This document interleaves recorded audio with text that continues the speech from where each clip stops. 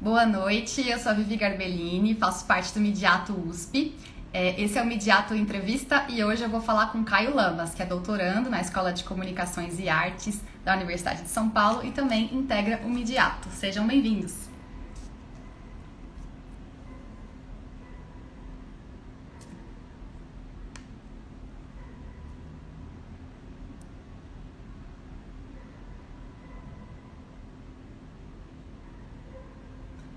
Boa noite, sejam bem-vindos e bem-vindas.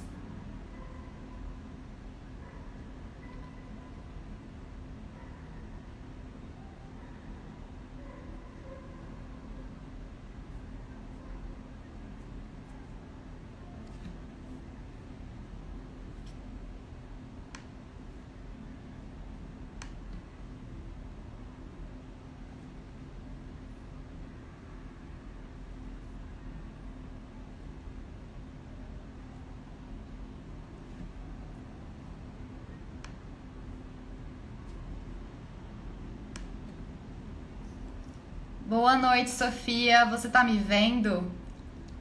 Boa noite, gente.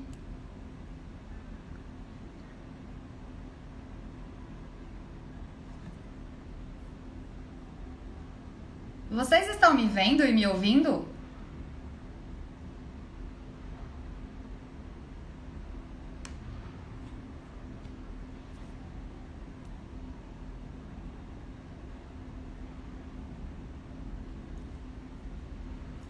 Tá, vamos esperar o Caio então entrar. Caio entrou neste momento e vamos convidá-lo para participar.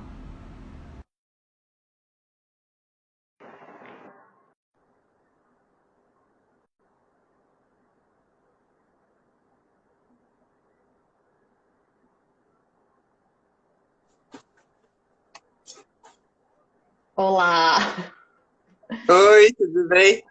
tá me vendo? Tá me ouvindo? Tá tudo certo? Tô te vendo, tô te ouvindo. Eu não estou me vendo, não sei por quê, mas tudo bem. Mas eu tô Eu te estou te vendo. vendo, é. Eu não entendo às vezes esses erros que dá, porque eu não sei o que a gente faz de diferente que dá o mesmo, sabe? Que dá um erro. A gente fez a mesma coisa. Pois é, Tá, ó. também não entendi. Mas tô Sofia te vendo disse, normal. a Sofia disse que deu uma travadinha, mas agora tá normal. A gente vai esperar uns minutos para ver quem pode entrar aí para ver a gente. E esses minutos que a gente meio que só conversa coisas aleatórias, ao invés de a gente ficar falando tempo, porque tá calor mesmo, vamos falar de outra coisa. Eu quero te fazer uma pergunta. Que filme ou série você viu recentemente, assim, que você tá gostando, que você gostou muito de ver, que você até recomenda de repente?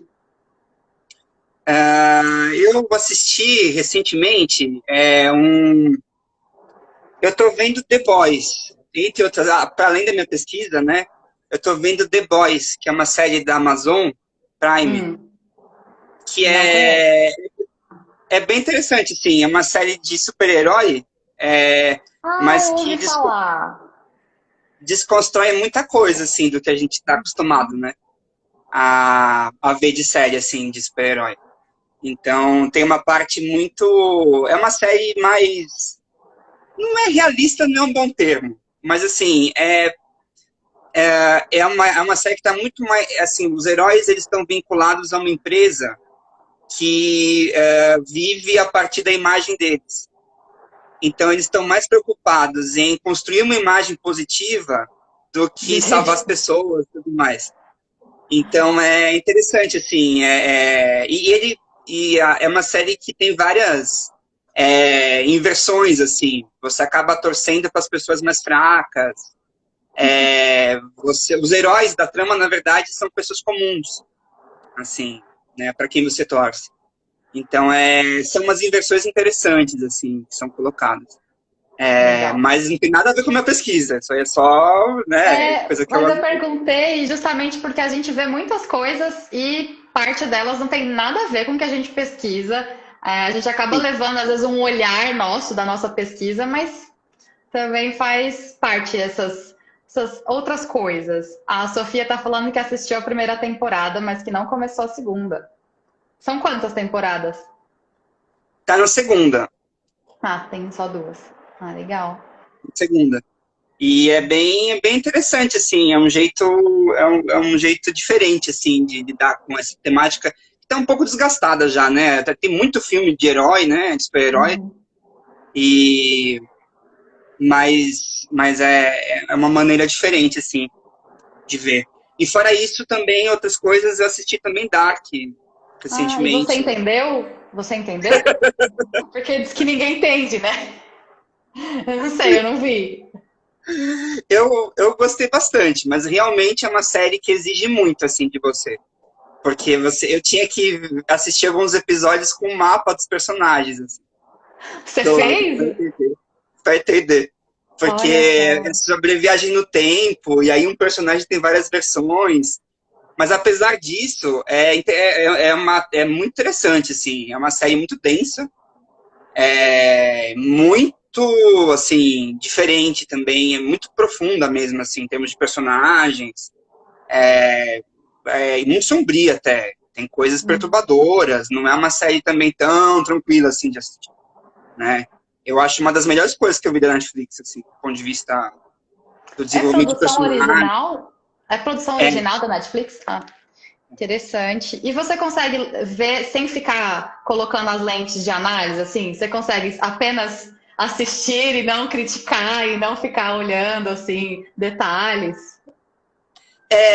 eu, assim, é interessante isso. Quando é uma coisa para me divertir, eu consigo desligar o sensorzinho, assim, né?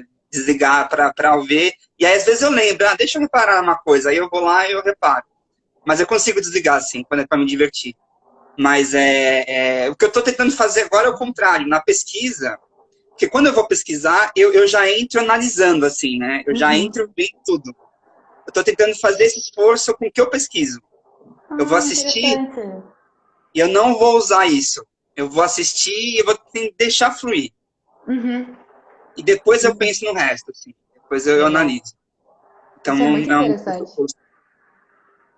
Sim. Vamos sim. começar então oficialmente. Eu vou te apresentar melhor agora. O Caio Lamas é doutorando na Escola de Comunicações e Artes e membro aqui do Midiato. E hoje a gente vai falar um pouco sobre a trajetória acadêmica, profissional dele e também sobre as pesquisas que ele fez e faz, né? Sobre audiovisual brasileiro, sobre estigmas sociais, temas bem densos, Sim. mas que a gente faz também a pesquisa com muita vontade de saber, né? Eu acho que isso é importante. Então, eu queria começar te perguntando, antes da graduação, porque você fez a graduação em rádio e televisão pela Faculdade Casper Libero, não é mesmo? Então, provavelmente você tinha um interesse em audiovisual. Isso Sim. eu estou pressupondo.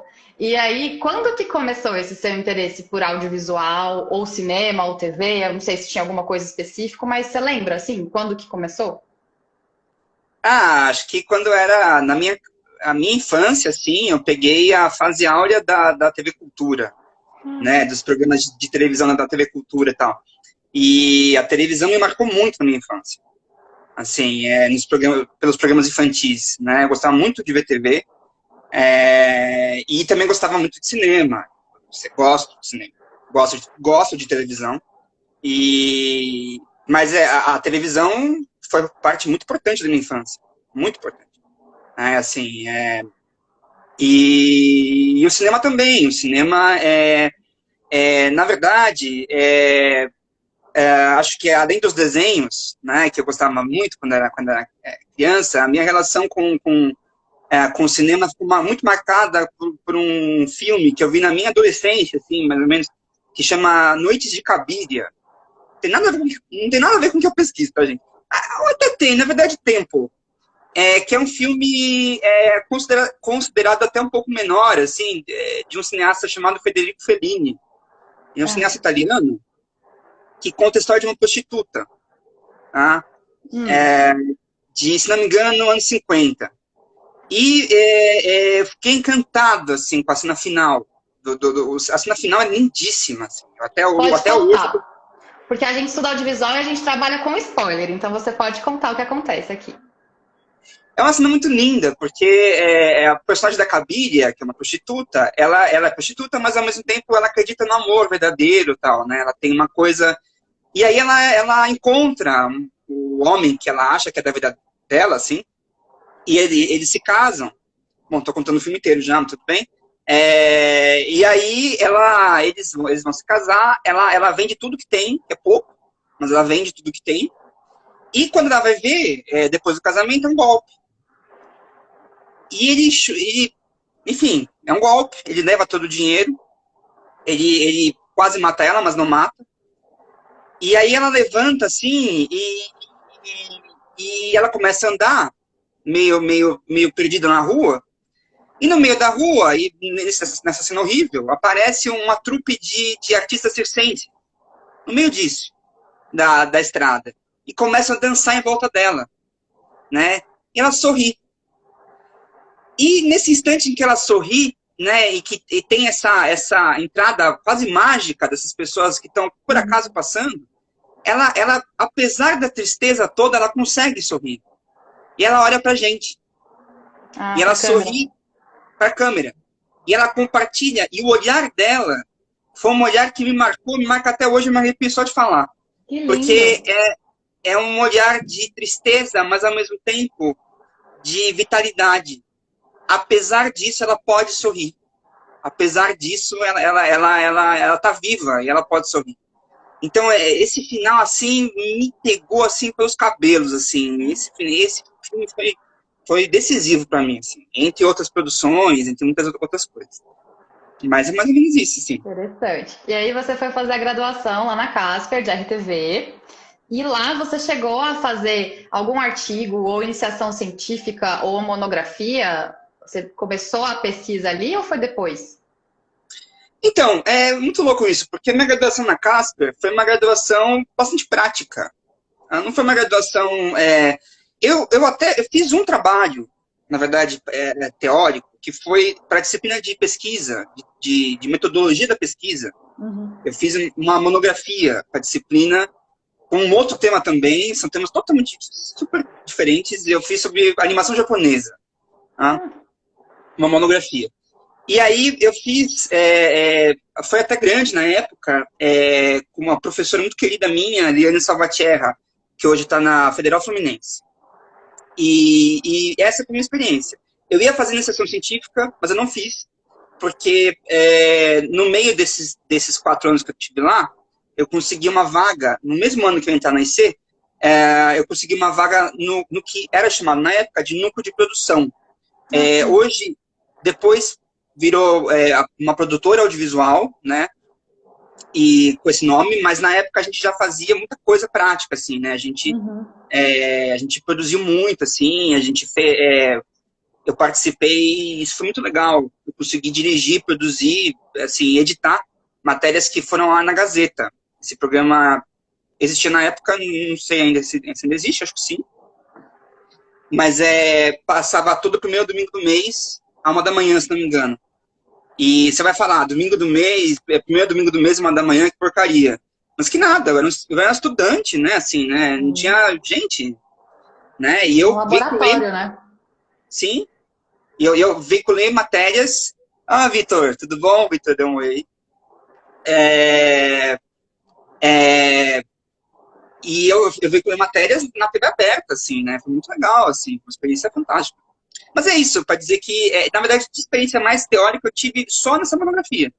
E o resto foi muito prático, assim, eu dirigi, editei, produzi, fiz muita coisa, assim, né, em geral. E aí, como que dessa parte mais prática, que claro também, né, envolve todo um pensamento teórico e tal, mas é mais da produção mesmo, ou enfim, não na produção só da produção do filme, né, mas a produção grande do filme. Como que você foi parar no mestrado, lá na ECA? Então, eu tinha me formado na ECA, na Casper, e eu fiquei, bom, como qualquer, assim, graduando que se forma, eu fiquei meio perdido, né, você fica um pouco, assim, desnorteado, né, eu fiquei um tempo, assim, fazendo mais freela mesmo, né, sem um emprego, assim, né, então mais fazendo bico, freela. E aí eu estava com tempo livre, e aí eu pensei, vou investir numa pós, vai, né? Uhum. E aí fui conversar com essa professora de metodologia da pesquisa, Eliane. E a Eliane sugeriu para mim, olha, por que você não faz uma coisa na ECA? Eu nunca tinha ido para a USP. Nunca. Tá bom. Aí ela fez uma lista de professores, que ela achava interessante. E aí eu depois fui pesquisar, e na relação de disciplinas que tinha naquele semestre, tinha uma professora que se encaixava, assim, que eu achei o tema interessante, que era a professora Cristina Costa, professora do CCA, departamento De audiovisual? Da ECA. Uhum. E eu achei interessante a disciplina, assim, os livros, né?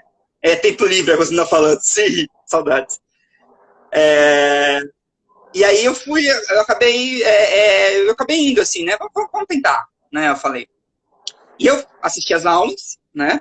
E apresentei um trabalho que ela gostou muito, sobre Vigiar e Punir, do Foucault, e já é um autor que me acompanha desde então. Foucault está entre nós sempre. Pois é. Não tem jeito. E aí depois de, assim, trabalhando, estava numa produtora nesse meio tempo, acabei entrando, né? Mas acabei entrando, saí logo em seguida, foi uma confusão. Mas nesse meio tempo eu consegui abri uma vaga de novo prática, veja só, num projeto da ECA, projeto interno, para ser editor de imagens de um projeto de entrevistas em vídeo, a gente chamava de vídeo entrevistas em vídeo, sobre o tema da censura. Tá? A censura é promovido pelo Núcleo de Pesquisa em Comunicação e Censura, que depois virou Observatório de Comunicação, Liberdade de Expressão e Censura, dirigido pela Cristina. Então, eu entrei nesse viés assim, prático de editar a imagem, né, então, frequentei muito a ECA aí, fiquei um tempão assim,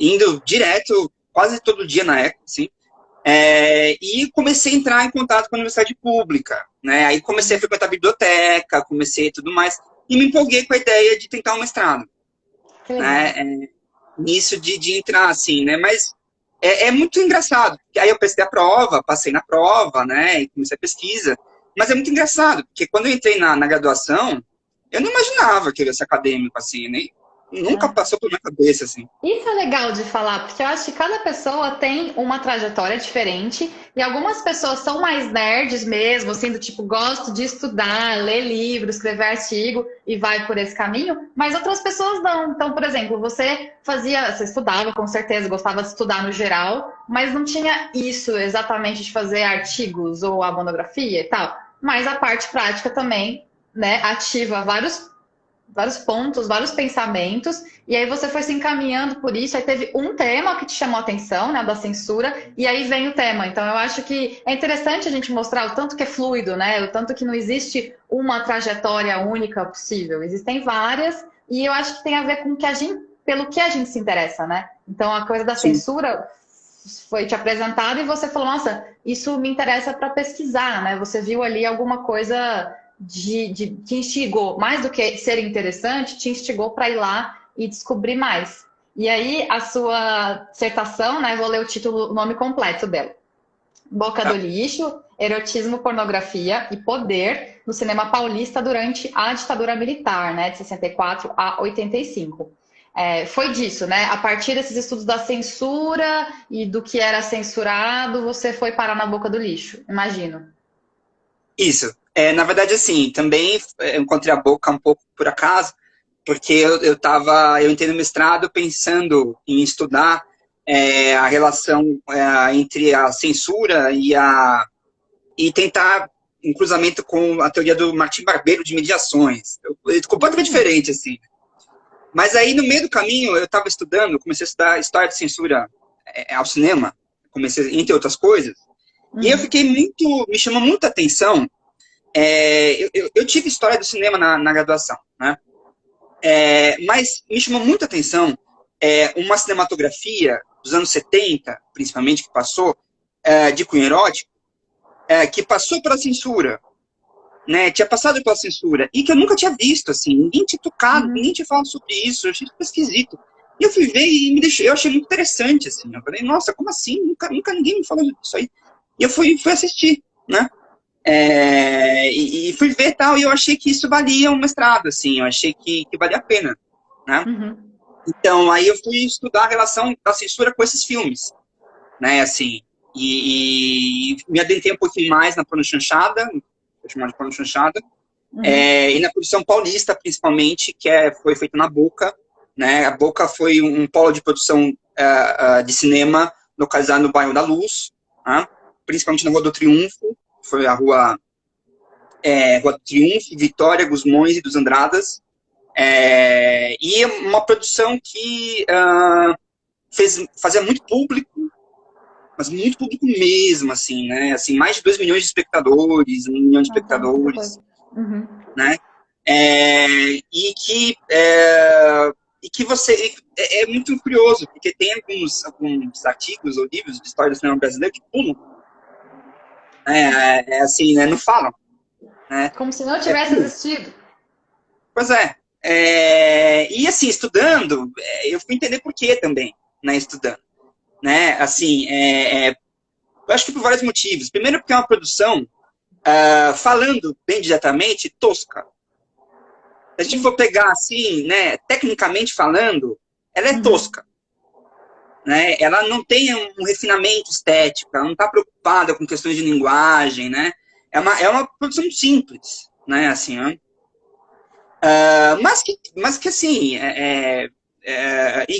muito simples e pra gente pobre, feita por pessoas oriundas da pobreza. Assim, tem um produtor, por exemplo, da época do Galante, que começou a carreira como faxineiro, Maristela, né? Então eu percebi ali uma coisa que eu percebi que tinha um certo estigma rolando em torno dessa produção, né, e de produtores e diretores desse cinema, né? Então, eu acho que explica um pouco, né, esse motivo. Né, e esse interesse que você falou, eu percebi que tinha um estigma. Era questão de classe? Você percebia que tinha ali um preconceito com a questão da classe ou por ser sobre sexo? Porque você estudou a pornochanchada. Inclusive, você fala o que é a chanchada e o que é a pornochanchada, por favor? Só pra gente... Claro. A chanchada é uma cinematografia brasileira que muito pautada, de muito sucesso, mas pautada muito no Carnaval e no Rio de Janeiro. Né? Então, nos anos 40, você tinha muita produção desses filmes, numa época que não tinha televisão. Né? Então, era um jeito que as pessoas tinham de ver os grandes artistas em imagem e movimento. Né? Assim, então, Carmen Miranda, Ari Barroso, enfim. Você tem uma série de artistas da época que estão nesses filmes, fazem muito sucesso, né? E eram também, a crítica detestava, assim, tinha uma questão muito séria com crítica abominável, chanchadas, a ponto de pedir a censura, assim, eles queriam a censura desses filmes. E a pornochanchada, na verdade, tem muito pouco a ver com as chanchadas. A chanchada, tanto o termo chanchada como pornochanchada, não foi uma designação dos produtores, né? Assim, não foram eles que nomearam, foi a imprensa, foram os críticos, né? E é um termo pejorativo. Você vai ver o nome chanchada, quer dizer mal feito, no significado dela, né? E assim, na verdade, o termo pornochanchada é muito genérico, porque ele é um termo que pega produções muito grandes, assim. Você vai ver a produção da Boca, tem desde faroeste, até drama, até suspense, terror, tem tudo, gente. É comédia, muito também. Mas aí tudo com esse nome de pornochanchada. Virou tudo pornochanchada. Então, pornochanchada, na verdade, no início era um termo usado para designar as comédias eróticas, que eram filmes cariocas, de meados dos anos 60, que fizeram muito sucesso de público, né? Então, eram comédias de costumes, basicamente, mas retratando com alguma pitadinha de insinuação de relações amorosas e sexo, mas muito sutil mesmo, assim, né? Para os nossos padrões de hoje em dia, é bem, assim, tranquilo, mas que fizeram muito sucesso, né? E só que depois, esses filmes Então você pega, por exemplo, As Cariocas, a Adultéria Brasileira, Toda Donzela Tem um Pai que é uma Fera, são filmes desse período. Né? Uhum. E a pornochanchada era usada para designar esses filmes, mas depois foi um termo que foi utilizado para designar qualquer tipo de filme que quisesse um apelo erótico e fosse destinado a plateias de baixo poder aquisitivo. Uhum. Né? Então, assim, virou muito genérico, assim, né? Mas o que mostra também um pouco esse tom dessa crítica, né? Uhum. Tudo no mesmo balaio, né? Você coloca tudo junto. Sim, e você falou de erotismo e de pornografia. Quando você estudou esses termos, você percebeu algum critério para analisar? Assim, porque às vezes a gente fala de erotismo, né, de um filme erótico com um filme pornográfico. Como é que você percebe essa divisão, assim? Essa divisão, na verdade, ela é problemática. Ela é difícil de fazer.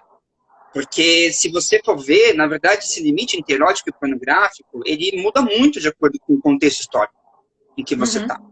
Né? O que você considera pornográfico em um certo período, em outro não é mais. Né? Então isso muda bastante mesmo.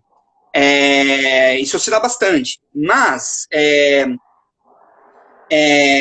o que dá para dizer, de uma maneira geral, é que, de certa maneira, o erótico é uma dimensão mais ampla da vida, assim. Não é nem só os filmes, né? É uma dimensão... Né? Tem autores, por exemplo, Bataille, que faz até uma relação do erotismo com o sagrado, assim. É uma relação mais ampla do que a produção meramente de relação amorosa. Mas, em tese, o erotismo, ele dá margem mais às relações amorosas, né? Assim... E a pornografia, ela trabalha mais com a questão dos limites ligados à sexualidade. Então, com o que é sancionado, com o que é permitido e com o que não é permitido. Então, o que é pornô... Tem tudo a ver com sua pesquisa, né? Ele trabalha com isso. O pornô, ele trabalha mais com esses limites, né? Assim, do que é ou não. Né? Então, assim, é mais ou menos isso, assim. É uma diferença que... mas é isso, varia muito de acordo com o contexto. Né? Porque Assim, varia, o tipo de interdição varia, né? O que é permitido e o que não é, o que é interdito e o que não é. E no seu trabalho da dissertação, você analisou, foram 5 filmes, né? Isso. Você se focou em 5 filmes para entender como que todos esses temas, né, do erotismo, pornografia e o poder se relacionam. E aí, qual que foi a relação deles com a censura? Eles foram censurados ou eles não foram censurados? Assim, na verdade, a maior parte deles foi censurado com alguns cortes, né? Não foram tão numerosos, foram...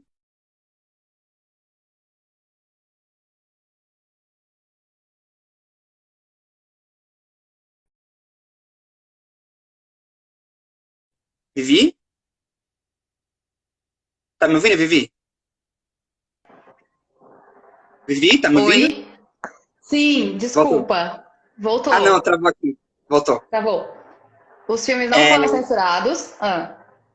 Não, eles foram, assim, eles foram, mas com alguns poucos cortes, não teve tantos cortes assim, perto de outras produções.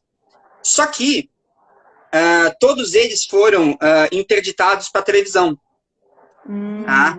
Numa época em que o circuito de salas estava minguando, assim, estava caindo muito as salas de cinema. E não eram todas as salas que exibiam esses filmes. Né? Então, assim, o que eu percebi é que, primeiro, tinha uma autocensura muito grande nos filmes, no sentido de reconhecer os limites da censura.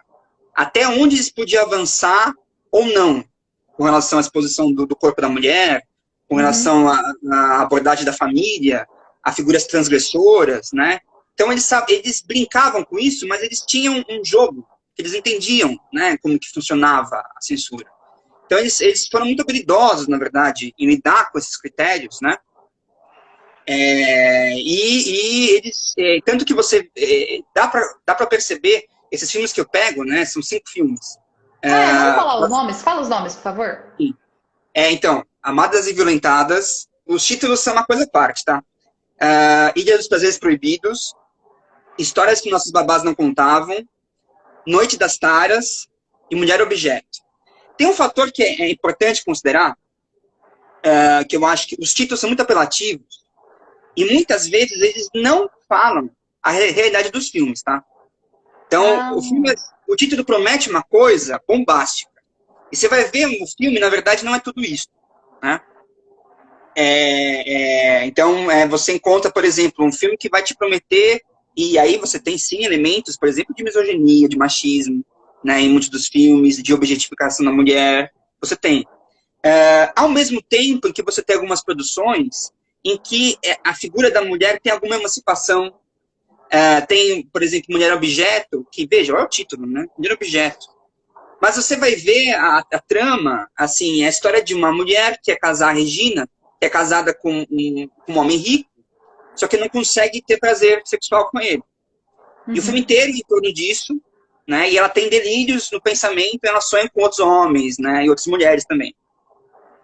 E aí até que chegou o ponto em que não dá certo, ela quer se separar, eles se separam, e aí ela vai ter a própria vida dela. Independente do homem, ela vai ter o próprio negócio, ela vai ter a vida dela, assim, né? Ela não depende do cara. E aí, depois, no final do filme, eles meio que voltam, mas fica meio aberto, assim, né? Eles têm uma noite de amor lá, mas fica meio aberto, não se sabe muito bem o que vai acontecer. Mas veja que interessante, mostra um pouco essa mulher que vai ter a própria vida, ela não depende do homem lá, né? Então, tem filmes ambíguos, assim, eles nem todos, assim, muitos deles são muito machistas, mas alguns nem tanto, são ambíguos nesse sentido. E os títulos é isso, Amadas e Implementáveis, né? Aí você vai ver, assim, ou filmes que prometem tortura. Você vai ver, a tortura é o quê? É a mulher colher milho na plantação, é a mulher fazer umas coisas assim, que é tão ridículo. Que era um título você percebe que o filme não se leva a sério, né? É isso que eu queria falar. Né? O filme não se leva a sério. Eram títulos para chamar as pessoas para a sala de cinema, era isso? Exato. Exato. Entendi. E uma coisa, quando você foi estudar, como que você acessou esses filmes? Ou, por exemplo, se alguém quiser assistir um desses filmes que você estudou, eles estão disponíveis na internet? Ou como é que a gente faz para ver esses filmes? Super difícil, super difícil. Eu assisti eu assisti uma parte eu consegui, na verdade, primeiro na Cinemateca, que, né, eu fui lá, assisti os que tinham disponíveis, em DVD, mas depois eu consegui, na época, um site de um colecionador que vendia os DVDs, e que ele pegou da televisão e tal. Eu peguei alguns por aí, então DVDs de um colecionador, e também consegui, na época, pela TV a cabo, no Canal Brasil. No Brasil tinha uma programação que passava, assim, né? Eu via quando passava, eu gravava, né, esses filmes. Mas é muito difícil. Você não tem boa parte dessas produções não tem DVD, né? Não vende por aí, né? É super difícil mesmo. E aí fica o nosso comentário, né? Do tanto que é importante ter a memória do nosso cinema para a gente estudar, mesmo quando não é diretamente o nosso objeto. No caso, esses 5 filmes foram diretamente o seu objeto. No meu caso, eu não estudo filmes que são raros ou que são mais antigos, mas para eu fazer um estudo, né, para eu ter uma visão crítica do que é o cinema, de eu colocar os meus objetos nessa linha, né, maior, a gente precisa ter acesso a esses filmes, né? Então, com certeza, é muito importante ter a Cinemateca, ter outros espaços que preservem essa memória e que, às vezes, inclusive, demanda condições especiais, né? Porque os filmes, né, a película, precisa de uma temperatura certa. Então, é por isso que é tão importante a gente ter memória preservada, né? E aí você continuou. Você quer comentar alguma coisa disso? Não, é isso mesmo. Tem que ter preservação, né? Para a gente poder entender até a gente mesmo, né? Enquanto sociedade. Né? A produção audiovisual brasileira é um patrimônio nosso, assim, né? E ela diz muito de quem nós somos, né? Assim, do que é a televisão lá atrás, né? Sei lá, 40 anos atrás, se eu quiser saber como que era, né? De como eram os filmes naquela época, né? Assim, é um patrimônio nosso, né? Quando você tem um perigo, quando uma instituição como a Cinemateca entra em perigo, como está hoje em dia, é muito grave, porque está em discussão nós mesmos, né? Quando a gente estuda nosso passado, a gente estuda nós, né? Hoje, no presente. Né? E o que a Rosana tinha comentado é que é importante a gente contextualizar para ter uma visão crítica, né? Porque é assim que a gente faz a crítica, comparando como era antes, como é hoje, como é nessa sociedade, como é em outra sociedade. Então, a contextualização, ela demanda, às vezes, esse estudo de história, né? Da gente entender o que já foi feito, o que já foi produzido, como era produzido, né? Nesse caso, tipo, essas produções que são mais toscas, né? Tem uma linguagem que é um outro registro e tal. Então, você fez... eu queria fazer um comentário. Você recebeu uma menção honrosa na sua dissertação, foi isso? Conta pra gente. Sim. Foi uma coisa super inusitada, porque, de novo, eu nunca me imaginei na pesquisa acadêmica, tá? Nunca, assim, nunca pensei. E nesse meio tempo, da pesquisa, depois teve uma ótima aceitação pela banca. A professora Mayra, que faz parte do Midiato, né? Ela liderou o Midiato por muitos anos.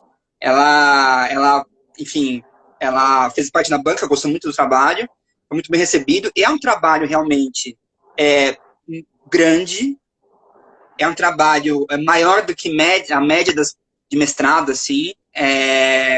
Ficou um trabalho bem volumoso. E depois da minha defesa, eu recebi, por acaso, foi por e-mail, né? Gente, nem sabia disso, mas o PPG-Com, programa de pós, me mandou um e-mail falando que algumas dissertações e teses tinham sido escolhidas para concorrer ao prêmio CAPES, que é um prêmio né, para dissertações e teses, e outras não estavam concorrendo a esse prêmio, mas eram dignas de destaque dentro de todo o volume de pesquisas.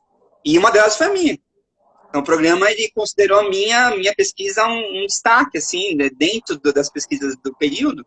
E eu não sei se isso repercute de alguma maneira ou não na quantidade do acesso depois. Mas é uma pesquisa que, assim, no banco de teses da USP tem, aqui, 4.784 downloads. Uhum. Tem muito download, assim, né? E acho que o que é mais legal, na verdade, foi que o meu trabalho chegou a ser citado numa revista da Espanha. Uma vez eu achei, foi muito legal, assim, porque é Atalante, né? Então, mas, assim, foi completamente inesperado, assim, foi inusitado, porque eu jamais imaginava isso, gente, que eu consegui, né, enfim, um trabalho, e fiquei muito feliz quando aconteceu, tá? Foi muito bacana. E isso te deu algum entusiasmo a mais para ir para o doutorado ou não? Deu um empurrão assim? Deu para seguir na carreira, né? E eu dei um tempo entre o mestrado e o doutorado, né? Eu queria dar aula, queria muito assim começar a dar aula, né? Antes de começar a pesquisar de novo. E você queria dar aula da parte mais prática? Ou não também. Não necessariamente. Eu queria dar aula, acho que dos dois, assim. E me encontrei muito, assim, gosto muito de dar aula, acho uma profissão muito bacana, muito legal, assim. Esses dias, infelizmente, esse ano está difícil para a profissão, esses anos, né? Estão passando, mas eu acho uma profissão muito legal para aprender, assim, você aprende muito com os alunos, é muito legal, assim. E aí, nesse meu tempo, entre uma coisa e outra, eu dei aula, mas eu pensei em continuar, né, e acho que sim, a missão me ajudou um pouco nisso, assim, a me manter um pouco nessa linha, assim, continuar, né. E aí, você começou o doutorado pelos objetos ou pelo programa, assim, o que foi que te chamou a atenção primeiro? Porque, assim, quando a gente fala, né, você está no programa de meios e processos audiovisuais da ECA USP, nada disso cai do céu, né? Isso são construções de relações que você faz com pessoas, com professores, com disciplinas, com seminários e também de conexões que você faz internamente, né? De um tipo de pensamento com um tipo de filme e tal. Então, como é que foi esse processo para você? Como você foi parar lá no MPA da ECA com a professora Rosana? Então, além de dar aula, uma coisa que eu fiz também, nesse meio tempo, entre uma coisa e outra, foi escrever artigo. Então, eu escrevi muito artigo e publiquei também muito artigo em parceria, principalmente com um grande amigo meu, historiador, professor Antônio Reis Júnior, que foi do Obcom também. Aliás, um parênteses, só queria falar uma coisa antes de continuar. Além da Cristina, que me orientou no trabalho, um grande amigo meu que me ajudou muito na minha dissertação foi o professor da ECA, até hoje meu amigo, Ferdinando Martins, que foi, na verdade, um grande companheiro de pesquisa. Ele me ajudou muito assim, na pesquisa. Então, eu queria fazer só essa menção, que eu acho que é importante. Sim. Mas eu estava publiquei com o Antônio, a gente fez vários artigos, e um desses artigos, a gente analisou o processo de censura, por sugestão do Antônio, a gente fez do filme Pichote, A Lei do Mais Fraco, né? Que eu nunca tinha visto. Eu nunca tinha visto Pichote. E eu me encantei pelo filme.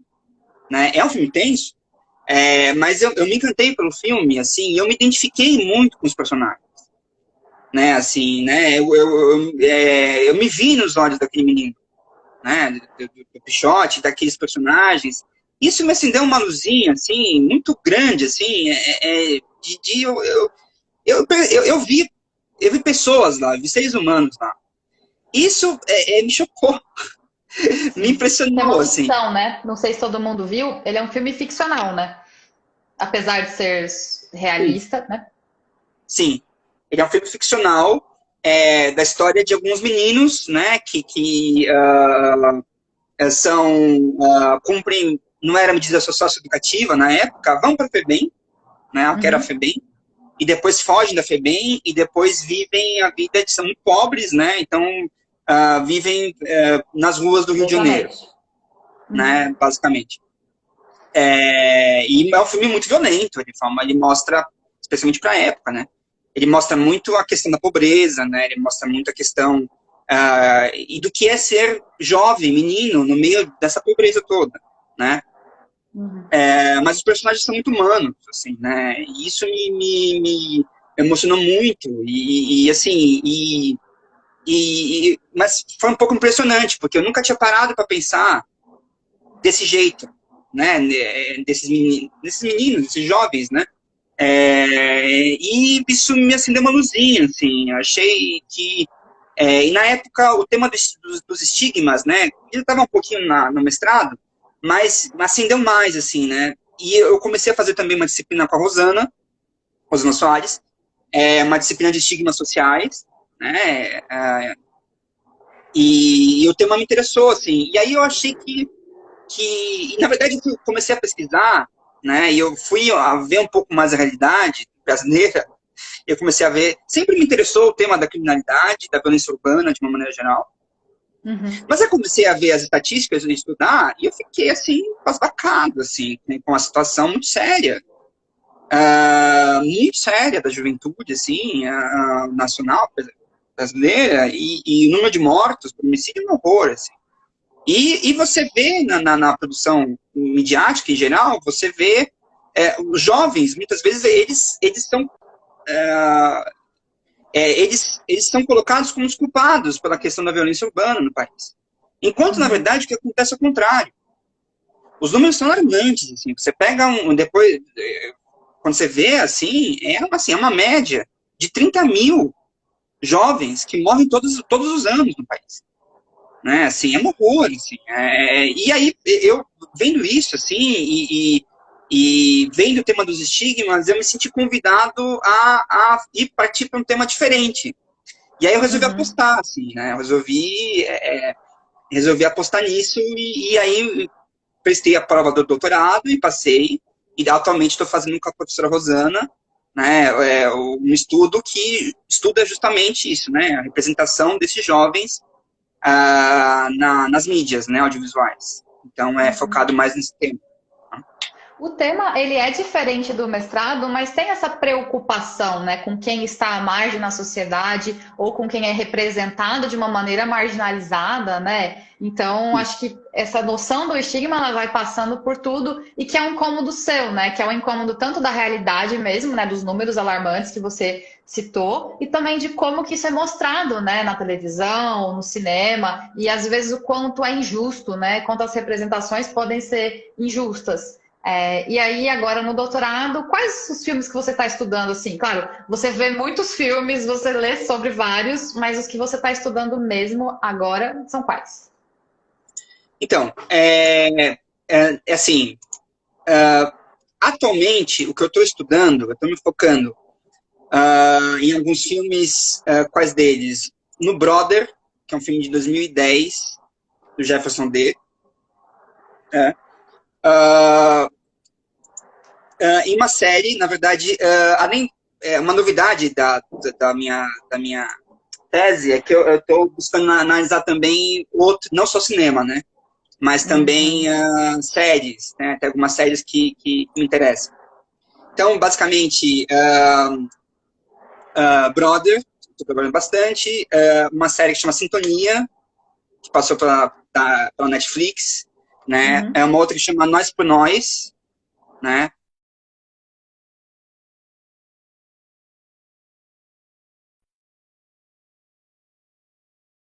Né?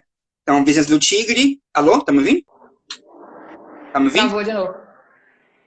Então, principalmente isso. De filmes, atualmente o Brother, o Business do Tigre, e de séries eu tô vendo Sintonia e o Nós por Nós.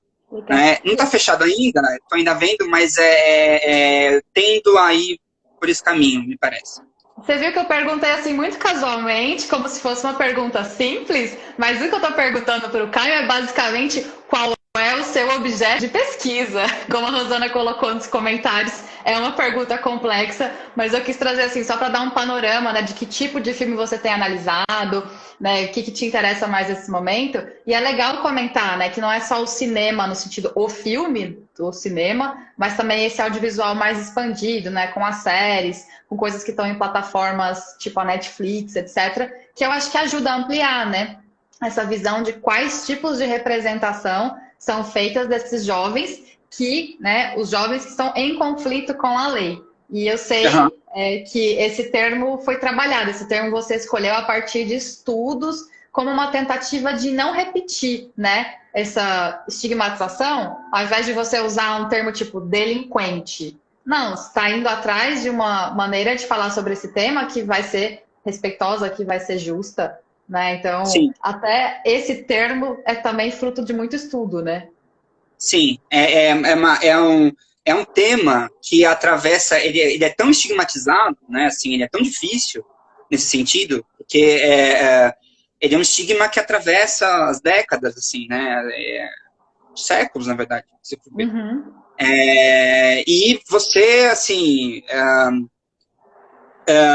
e aí que ele permanece, apesar de tudo. A gente tem o ECA, né, o Estatuto da Criança e do Adolescente, que vai dizer que, né, que, enfim, fez aniversário esse ano, assim, fez 10 anos, 20 anos, perdão. E, assim, que é super avançado, mas esse estigma continua, né? Ele permanece. Então, esses jovens são vistos como bandidos, né? Então, essa coisa da linguagem é muito delicada, né? Com um tema como esse. Porque se você vai ver nos programas de teor sensacionalista, né? Brasil Urgente, esse tipo de coisa, você vai encontrar menor infrator, né? Delinquente, né? Que são termos que, por si só, já mostram um teor pejorativo, né? E muitos desses programas se esquecem, né? A Rosana falou, tem razão, foi 90, né? Foi 30 anos. Eu tô aqui, ó, fazendo a conta mentalmente, mas eu não consegui chegar na conta certa. Sou ruim de matemática, humanas.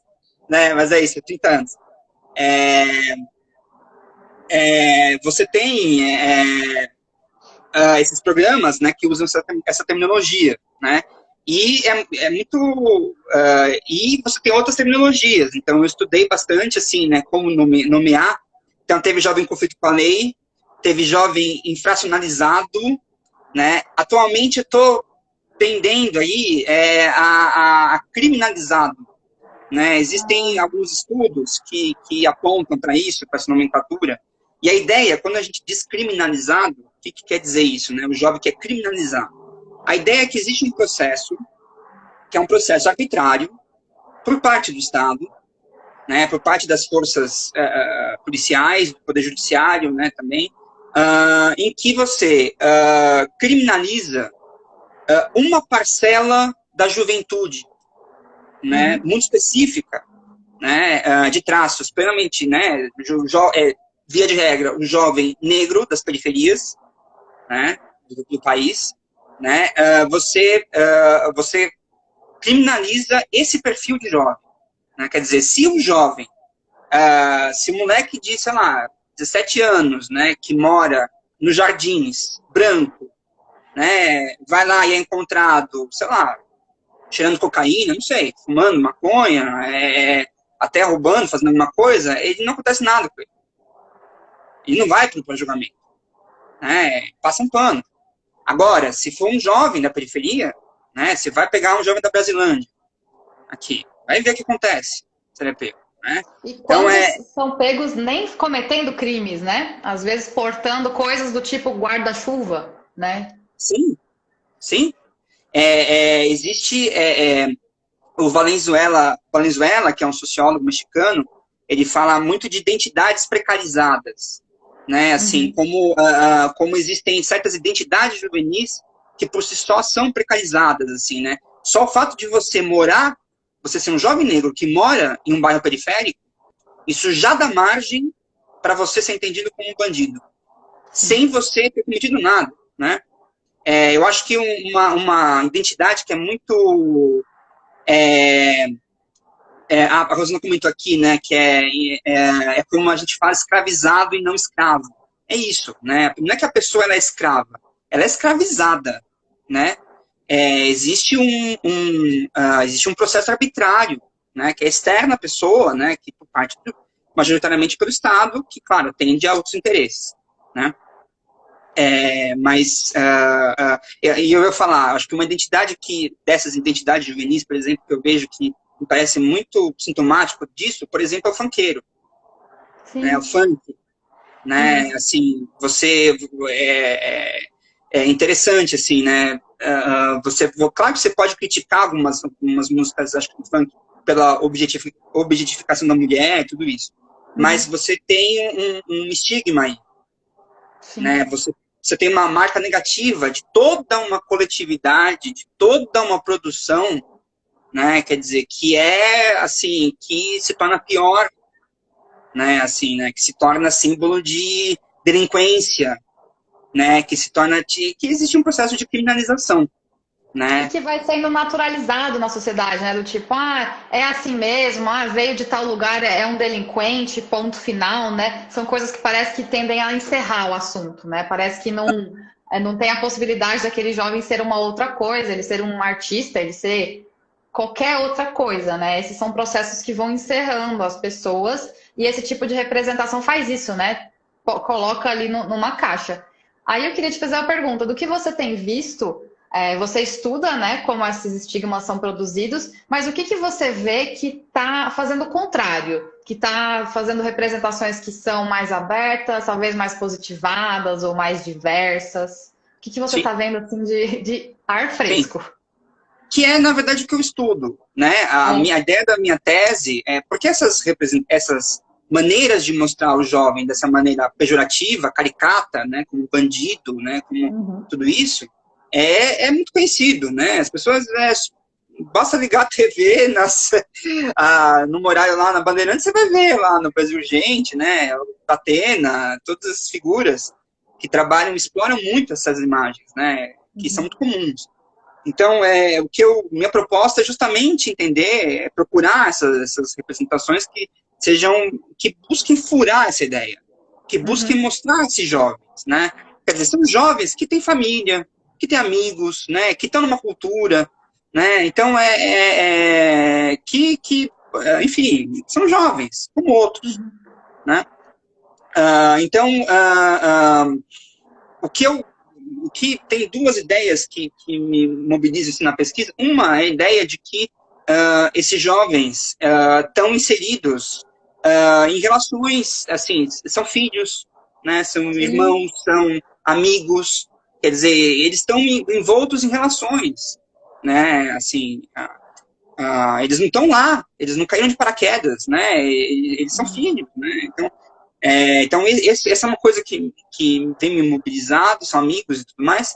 E uma outra coisa, essa questão da cultura. Como que esses jovens estão inseridos em culturas das periferias, no plural. Sim, né? plural. Né? Assim, como que eles fazem parte de uma cultura. Né? Então, em que faz parte, por exemplo, o funk. O funk é uma parte da cultura. Importante. Né? Dessas periferias, né? Então, principalmente esses dois eixos. E aí, o Brother é um filme que trabalha muito bem isso, assim. O rap também, né? Trabalha com rap, trabalha com a música. A música é uma vertente muito forte, assim. Você vai pegar o caso do funk no Sintonia, né? Assim, dos slams, né? Sim. Você pega essa produção que é musical, né? Nesse sentido. E poética, né? Então, é principalmente isso, assim. Né? Respondi? Respondeu super, porque é isso, né? São representações que tendem a não ser estigmatizantes ou ser menos estigmatizantes, né? Que furam essa lógica que é tão fechada. Tô preocupada com o horário, porque infelizmente a gente tem essa limitação, mas dá muita vontade de continuar conversando. Eu tenho a sorte de poder conversar com você a qualquer momento. E aí, para quem tá aqui, fica o convite para continuar seguindo a gente aqui no Instagram e também no Facebook. E a gente também tem o site. Enfim, acompanha a gente. A gente está produzindo conteúdo para tentar divulgar um pouco o nosso trabalho. E aí eu vou passar a palavra para você, Caio, mas obrigada. Você que é nosso entrevistador também do Midiato Entrevista, agora apareceu como entrevistado. E aí, então, pode fazer o seu encerramento.